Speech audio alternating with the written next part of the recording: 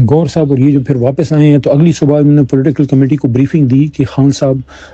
نے جو ہے وہ اجازت دی ہے کہ آپ اگر سنجانی بیٹھنا چاہتے ہیں تو بیٹھیں، سنجانی بیٹھ جائیں اور اس دوران نیگوسیشن کر لیں، 1-2 دن دیکھ لیں، اس کے بعد پھر فیصلہ کریں گے کہ ہمیں آگے جانا ہے یا کیا۔ اب یہاں تک تو یہ سچویشن تھی۔ میرا سب سے بڑا جو مجھے دکھ ہے اور افسوس ہے وہ یہ ہے کہ خان صاحب نے ایک تو اسپیسیفکلی ڈی چوک کا نہیں کہا تھا، اسلام آباد کا کہا تھا، اور اس بات کے بہت سے گواہ ادھر عدالت کے موجود ہیں، کیونکہ اس کے بعد تو گور صاحب کی ملاقات ہی خان سے پھر نہیں ہو سکی، ان کی تو ملاقات ہی پھر 25 تاریخ کو ہوئی ہے۔ تو خان صاحب کی طرف سے، فاؤنڈنگ چیئرمین کی طرف سے، چیئرمین تحریک انصاف کو جو ڈائریکشن تھی وہ یہی تھی کہ آپ اسلام آباد پہنچیں، کوئی اسپیسیفک جگہ نہیں ہے کہ ڈی چوک ہے یا کشمیر ہائی وے ہے یا پشاور موڑ ہے، نو، بس اسلام آباد۔ تو جب خان صاحب نے پھر 25 تاریخ کو خود کہہ دیا کہ آپ سنجانی بیٹھ جائیں اور آپ وہاں پہ اگر نیگوسیشن ہوتی ہے تو کریں، وہاں گور صاحب نے یہ بھی بتایا کہ خان صاحب کو علم نہیں تھا، جب ان کو بی بی کا بتایا گیا کہ بی بی بھی تشریف لائی ہیں تو انہوں نے کہا کہ اچھا وہ بھی آئی، تو ان کے علم میں نہیں تھا یہ، کیونکہ خان صاحب کو ساری انفارمیشن تو ظاہر اندر نہیں پہنچتی،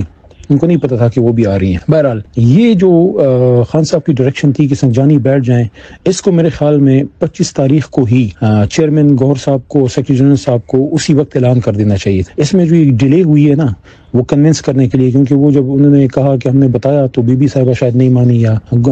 سی ایم صاحب کو تو کنوے ہو گیا تھا، سی ایم صاحب تو ایگری تھے کہ ہمیں نہیں جانا چاہیے آگے۔ میرے خیال میں یہاں سے ایک اسٹریٹجک غلطی ہوئی ہے کہ جب خان صاحب نے اجازت دے دی تھی سنجانی بیٹھنے کی تو ہمیں نہیں جانا چاہیے تھا۔ اب کس کو پتا تھا کہ آگے کیا ہوگا؟ نہ ہمیں پتا تھا، نہ بی بی کو پتا تھا، نہ گور صاحب کو پتا تھا، نہ سی ایم صاحب کو کہ آگے اگر جائیں گے تو کیا ہوگا۔ کس کو پتا تھا کہ وہاں خون آشام جو ہے لوگ ہیں اور وہ گولیاں ماریں گے۔ انہوں نے تو ظلم کیا سو کیا، لیکن میرے خیال میں ہم سے غلطی یہ ہوئی کہ ہمیں اپنے لیڈر کے حکم پہ عمل کرنا چاہیے تھا کہ انہوں نے جب آپ کو سنجانی کا کہا کہ آپ سنجانی میں بیٹھے تو وہاں ہمیں اس پہ عمل کرنا چاہیے تھا۔ اور یہ 4-5 دفعہ گور صاحب پولیٹیکل کمیٹی کو، کل رات بھی انہوں نے اس پہ بریفنگ دی ہے اور کور کمیٹی کو بھی انہوں نے یہ بتایا تھا بڑی تفصیل کے ساتھ۔